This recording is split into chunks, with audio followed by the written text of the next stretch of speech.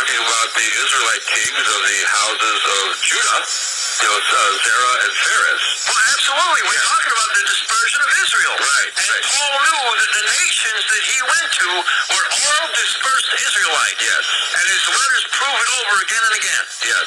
So that the universalists who want to interpret this phrase the way it has been translated, and you could say it like this: to bear my name before the nations, which Gentiles they assume means non-Israelites. Right. Okay. And kings, which is another separate group, whoever they might be, and the children of Israel, as if the first two were different from the latter.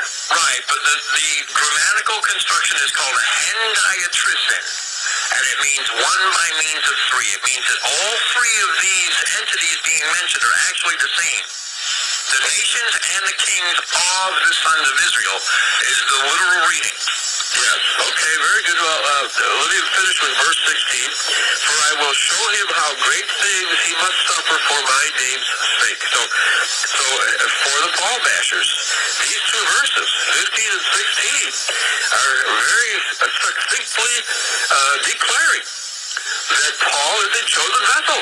Absolutely. The Paul bashers are doing us a great disservice. Yes. Because these verses not only do that, they prove that Christianity is for only the lost sheep of the house of Israel. Right, because of the bad translation, the universalists have chosen to universalize it, and the Paul bashers agree with them, not understanding the grammar here.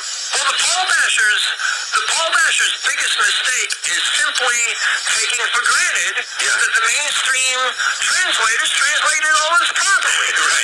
Right, absolutely. And they botched it at every turn. Yeah, they universalized it, they twisted it and perverted it at every turn. Right. And this is one of the primary verses. Yes, very good. So we can also detect in the New Testament a lot of Catholic influence as well. Right, and in the 1600s, when the translators did translate, if indeed they knew any Greek, they had to know some, right? Right. They had to universalize, they had to accept universalized interpretations. Yes. Because they knew they belonged in Christianity, but they did not know how. Right. They did not have the archaeology and the Greek scholarship and the scholarship in the classics that later generations had. Yeah, they did not understand that they were Israelites, and the Jews were making the claim that they were Israel, and so then who are we? Right. It's probably what they were thinking. They just took for granted the Jewish definitions of a lot of terms, like Gentiles. Right. But Jerome, when he translated the Vulgate, there are other words besides gentilis that he could have used. Okay.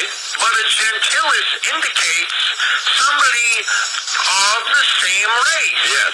Not necessarily of the same nation, but of the same race. Of the same race, exactly. There are other words in Latin that denote people of other countries that don't make that distinction. Okay. They don't have that connotation. Right. And the whole world has been fooled by the Jewish redefinition of the word Gentile to mean non-Jew.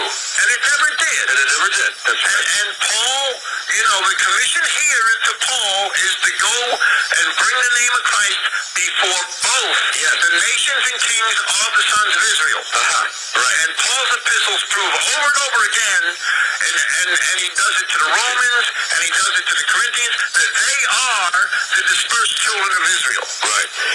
Paul to the Ethiopians, an epistle of Paul to the Egyptians, an epistle of Paul to the Hutus and the Tutsis. Right. We don't have that. There's no epistle of Paul to the Arabs. There's no epistle of Paul to the Babylonians. Exactly.